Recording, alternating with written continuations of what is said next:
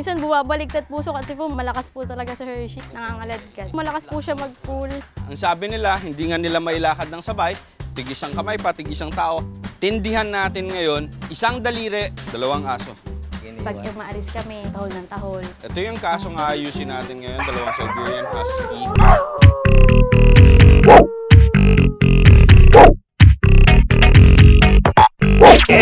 Wolfcam.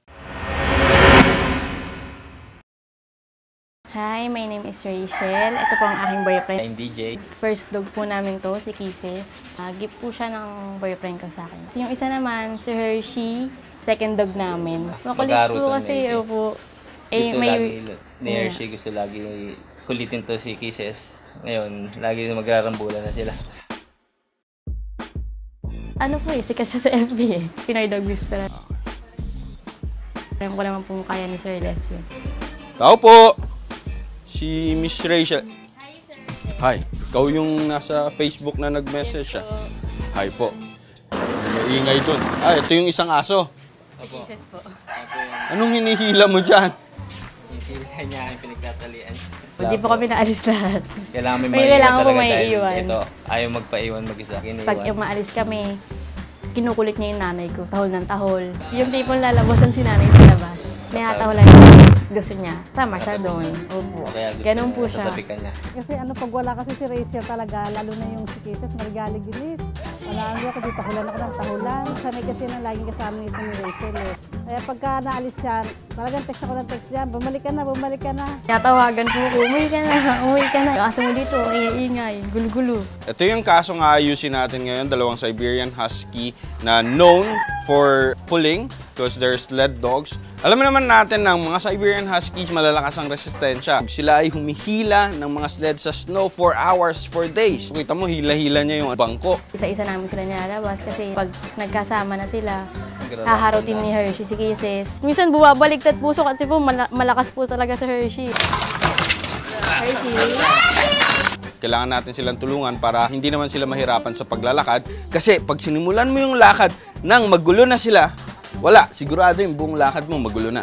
Lakas nila mag-pull. Pagdating dun sa pinagawakan namin, hingal na sila.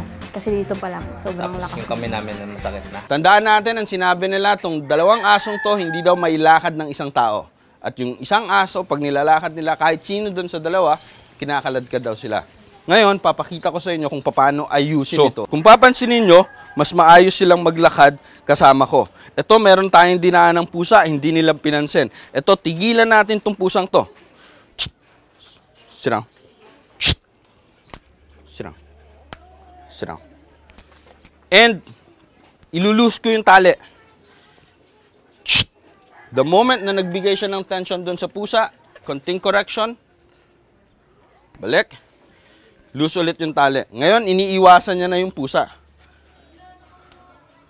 Ang sabi nila, hindi nga nila mailakad ng sabay, tig-isang kamay pa, tig-isang tao. Tindihan natin ngayon, isang daliri, dalawang aso. Lalakad natin, kailangan umayos sila sa paglalakad nila. And then, tignan nyo yung kamay ko, relax lang.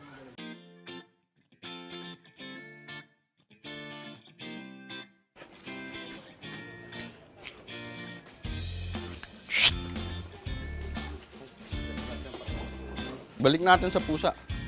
Dito pa tayo dumaan sa pagitan nila. Ba't umiiwas na kayo sa pusa? Yung Siberian Huskies, kilala sila sa matataas na prey drive.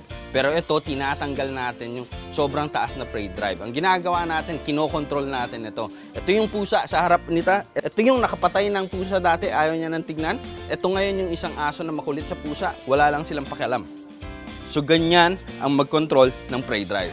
Nakakatuwa kasi pwede parang ganyan sila, kaya pala nila yun. Hindi namin expected na ganun lang kabilis na pagsabay sila na makukorek agad. Tuturo ko sa inyo kung paano yung ginawa ko. Ito, isang daliri lang. Okay, nakita yung daliring yan.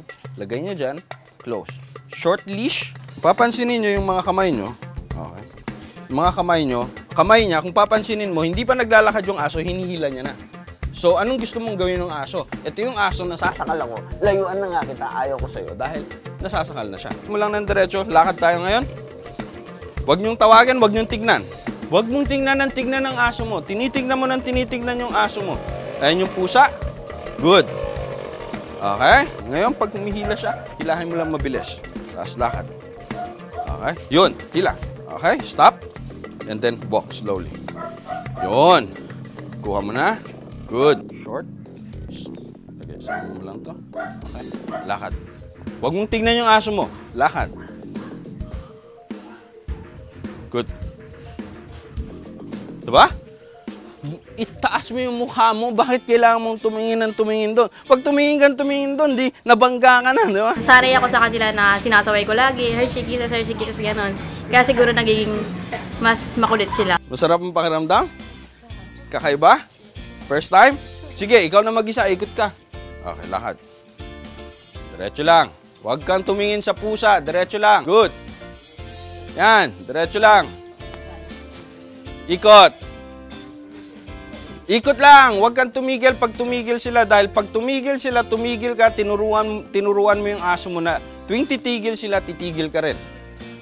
Ito yung aso. Ayan yung pusa. Kanina mo pa tinitignan. Anong gusto mong tignan ng aso mo? Ditignan ko rin yung pusa. Ayan pala yung pusa. Lakad. Relax. Relax ang kamay. Yan. Isipin mo, nagpa-fashion show ka lang. Oh. Diretso. Diretso. O, nakita mo, dinaanan mo yung kuting dahil hindi mo tinignan, hindi niya pinansin.